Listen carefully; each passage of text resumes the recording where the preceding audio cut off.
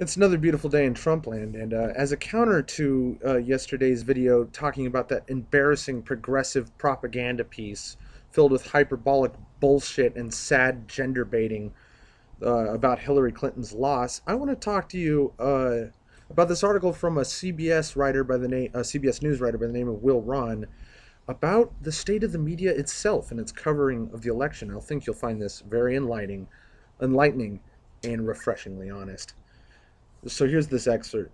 It shouldn't come as a surprise to anyone that, with few exceptions, we were all tacitly or explicitly #with her. This has led to a certain anguish in the face of Donald Trump's victory. More than that, and more importantly, we also missed the story after having spent months mocking the people who had a better sense of what was going on than we did. This is all symptomatic of modern journalism. This is all symptomatic of modern journalism's great and moral intellectual failing, its unbearable smugness. Had Hillary Clinton won, there would be a winking, we did it feeling in the press, a sense that we were brave and called Trump a liar and saved the Republic. So much for that. The audience for our glib analysis and contempt for much of the electorate, it turned out, was rather limited. This was particularly true when it came to the voters, the ones who turned out by the millions to deliver not only a rebuke to the political system, but also to the people who cover it. Trump knew what he was doing when he invited his crowds to jeer and hiss at the reporters covering him. They hate us, and have for some time. And can you blame them? Journalists love mocking Trump supporters. We insult their appearances. We dismiss them as racists and sexists. We emote on Twitter about how this or that comment or policy makes us feel one way or the other, and yet we reject their feelings as invalid. It is a profound failure of empathy in the service of endless posturing. There's been some sympathy from the press, sure, the dispatches from heroin country that read like reports from colonial administrators checking in on the savage natives. But much of that starts from the assumption that Trump voters are backwards, and that it's our duty to catalog and ultimately reverse that backwardness. What can we do to get these people to stop worshiping their false god and accept our gospel? We diagnose them as racists in the way Dark Age clerics confused medical problems with demonic possession. Journalists, at our worst, see ourselves as a priestly caste. We believe we not only have access to the indisputable facts, but also a greater truth, a system of beliefs divine from an advanced understanding of justice. You'd think that Trump's victory, the one we all discounted too far in advance, would lead to a certain newfound humility in the political press. But of course, that's not how it works. To us, speaking broadly, our diagnosis was still basically correct. The demons were just stronger than we realized. This is all a white lash, you see. Trump voters are racist and sexist, so there must be more racist and sexist than we thought.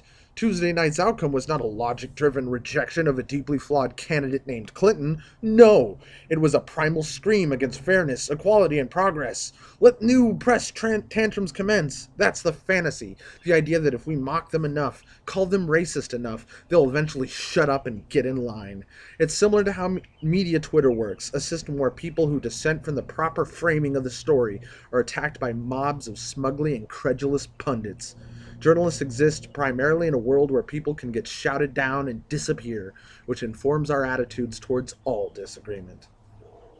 Journalists increasingly don't even believe in the possibility of reasoned disagreement, and as such ascribe cynical motives to those who think about things in a different way than us.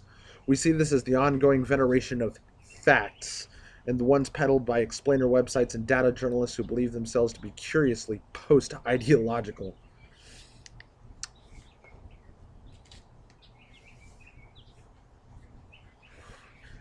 Americans, all Americans, trust in the media is at record lows. It is very low even among liberals and progressives, and it is, of course, apocalyptically low among independents and conservatives. Why? Because journalism is dead. I'll say again, because God knows how many times in the last several weeks I've been misconstrued as a Trump supporter. I am not. that just because I denigrate the media itself for its disgustingly, embarrassingly false and slanderous, downright goddamn libelous and slanderous portrayals of Donald Trump, calling him a rapist, a child molester, a racist, a bigot, a misogynist, an Islamophobe, everything under the fucking sun. And every last one of those accusations was unfounded and empty.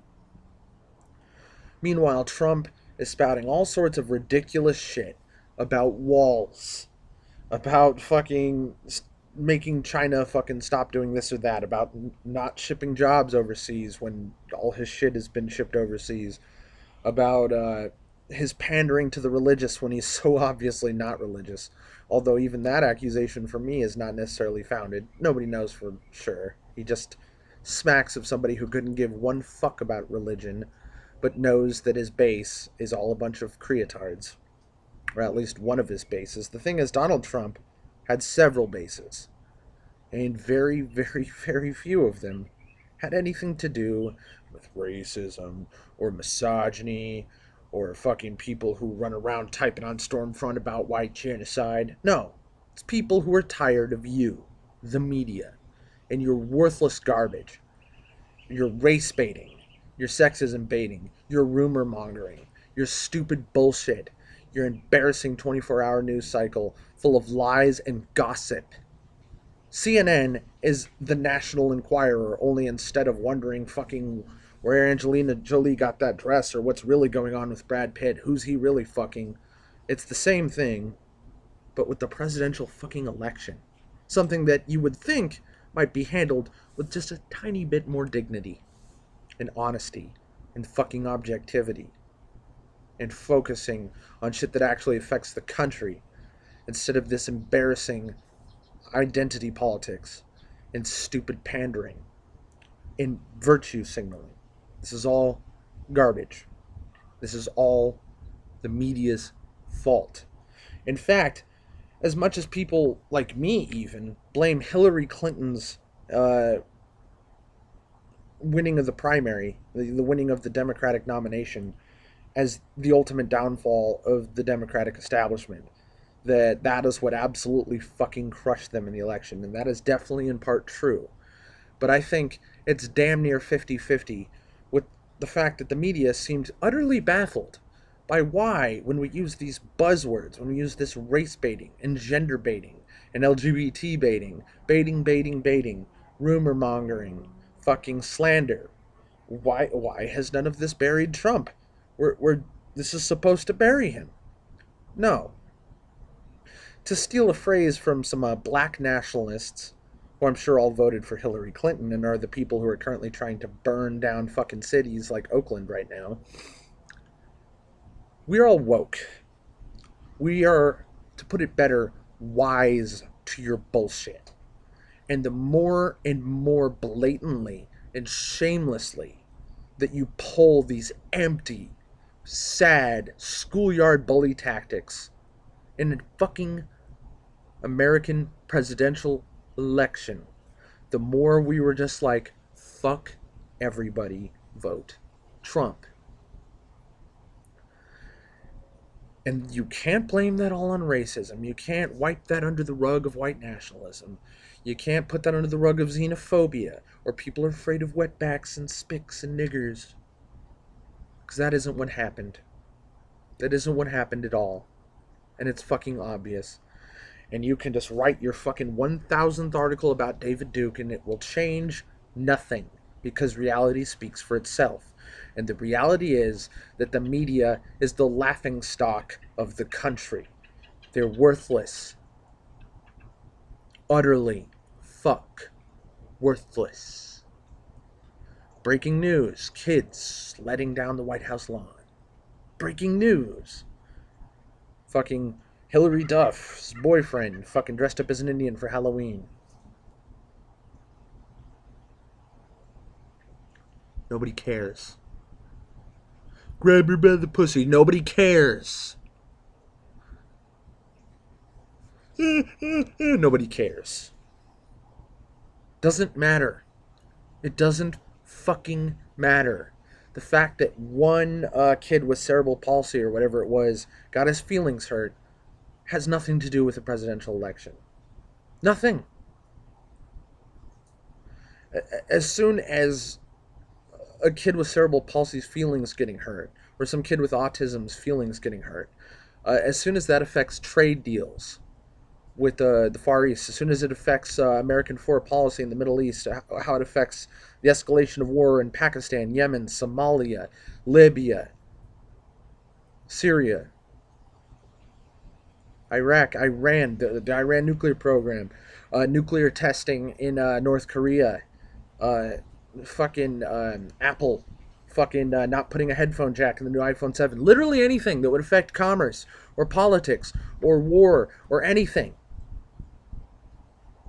I told them to go fuck themselves. Yep, that's what we did. Voting for Donald Trump wasn't just a fuck you to Hillary Clinton. It wasn't just a fuck you to social justice warriors and progressive tards. No, it was a fuck you to the media. Thanks for watching.